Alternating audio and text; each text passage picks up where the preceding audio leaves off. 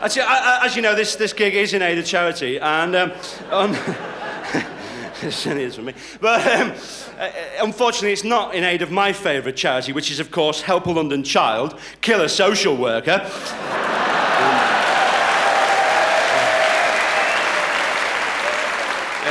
It's a very good cause. See, I had a very difficult childhood, you know. Both my parents were in the Communist Party. I don't know if you can imagine that. Well, obviously you can't, because you're sitting there going, I can't imagine that. I can't get my fucking head round that concept. So, we had to live with the proletariat in this tower block, you know, on an estate, you know. I'd say it was so boring, our estate life, it was so boring. Its twin town was Père Lachaise Cemetery. Like, we used to get all these exchange visitors, you know.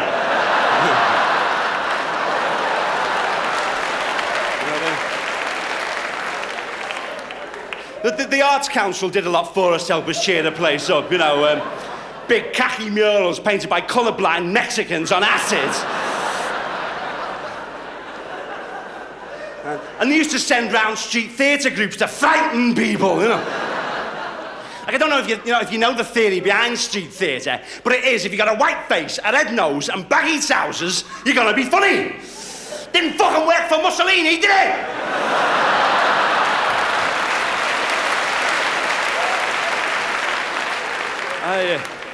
It's a lot of old toss, innit, eh, mime? Isn't it a lot of old wank mime, eh?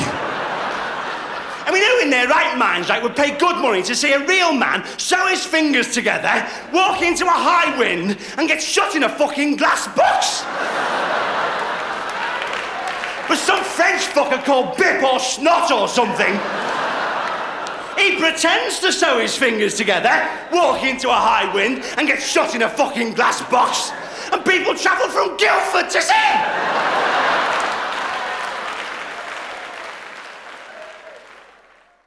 I think if you want to get out your head, what's wrong with going out and having 93 pints of real ale, you know, Scrottock's old dirigible,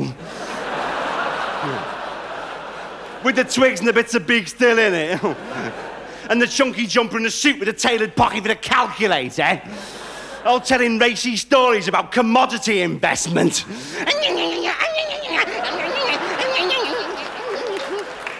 Not called wine bars because of what they drink, because of what they fucking do. Wine all the time. Oh, the quiche looks rather nice.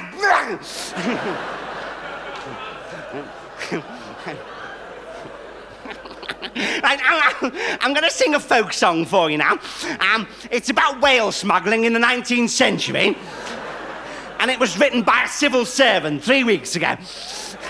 Here we go now. Ring-a-tee-too, ring-a-tee-too, ring-a-tee-toodle, toodle, too. Like, imagine the folk songs they're going to be singing in 100 years' time. You know, like, oh, I am a computer programmer from Jolly Milton Keynes.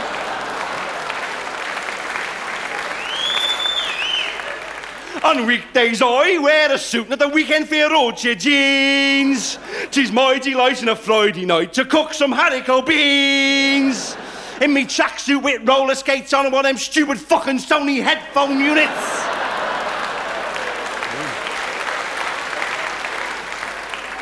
You do all that, right? And then you round off the evening with a tortoise vindaloo. It's nice, you know what I mean? Good evening, sir, and what would you like to throw up tonight? Well, fuck it, well, I think the chicken biryani with the pilau fried rice. Make a nice kind of pointillistic pattern on the floor, don't you think? I'll tell you, if you go round New Delhi at closing time, the streets are full of millions of pissed Indians throwing up steak and kidney pies. I'm actually a journalist. I'm a gossip columnist on What's On in Stoke Newington. Yeah, you might have seen it. It's a big piece of paper with fuck all written on it, you know.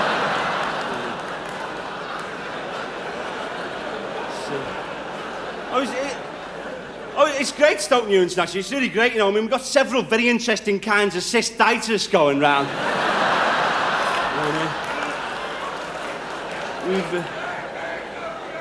Have I got a heckler over there? Yeah, we'll keep talking. I remember when I had my first drink.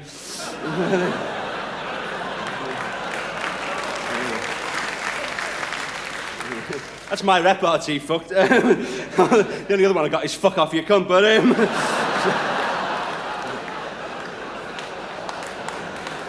I'll save that one for the Royal Command Variety performance.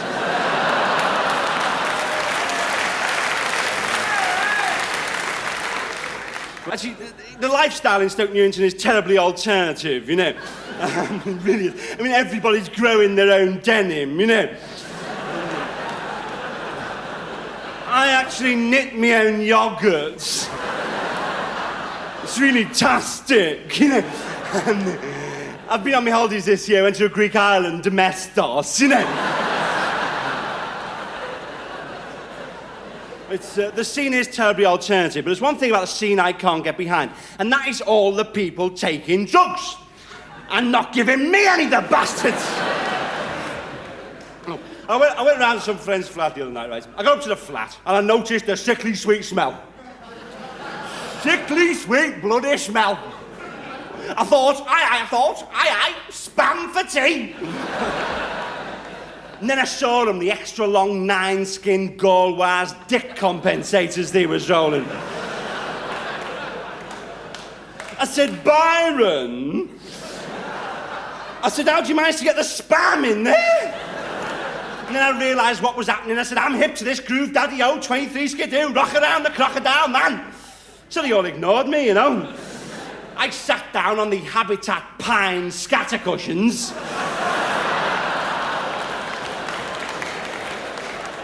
And they all settled down for a good alternative night in, you know.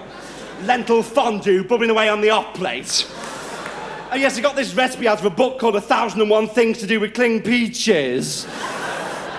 Or 1002 if you eat the fuckers.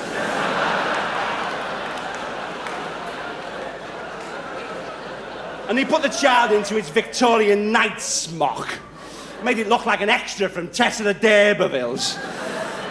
And they're all sitting there, right, with tea cozies on their heads, telephone core wire coming out of them. They're all weekend white Rastafarians.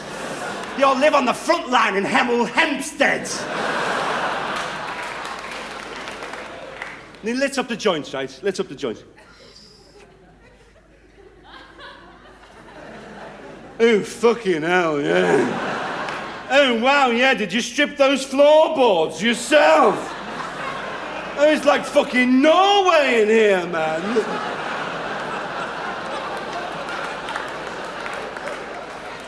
And this one guy says, oh, this is really amazing dope, you know. I mean, it's really incredible, you know. I mean, it's really amazing. He said, but let me tell you about some dope I had the other week. It was really good stuff. It was Swedish lead, you know. So I had one toke of this dope, right? Just one toke. I was paralysed from the waist down. I lost the use of my fingers. I developed every single symptom of typhoid. It was fucking amazing. And they're all going, ooh, fucking amazing. Ooh, fucking fantastic. Ooh, save the shrimp, man, yeah.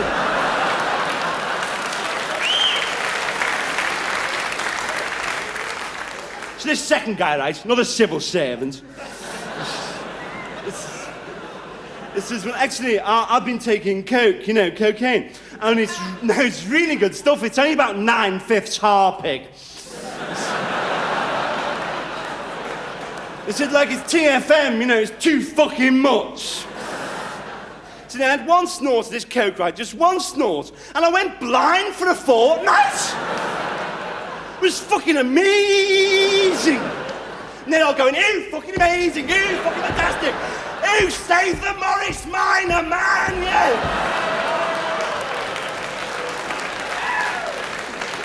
Morris Minor, it's like being inside a 50s radio, isn't it?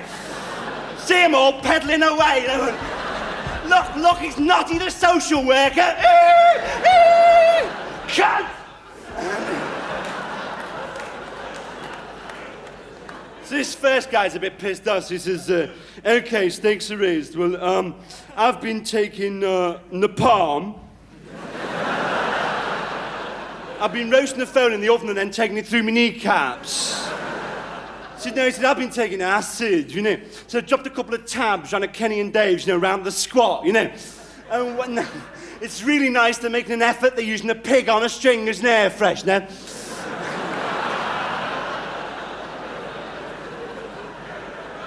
And it was really amazing acid, this, you know. I mean, it was much better than Sainsbury's tin cream magic mushrooms. You see, like, we dropped these 2 tabs, you know, and our brains started to throb, and I didn't think Kenny and Dave had any brains left after Nebworth. Well, who fucking would have? 9 hours of Santana. 18 quid for a fucking lentil burger, God. It was like the First World War. Of course, they had heavy metal then, but it was called shrapnel in those days. Thank you, good night.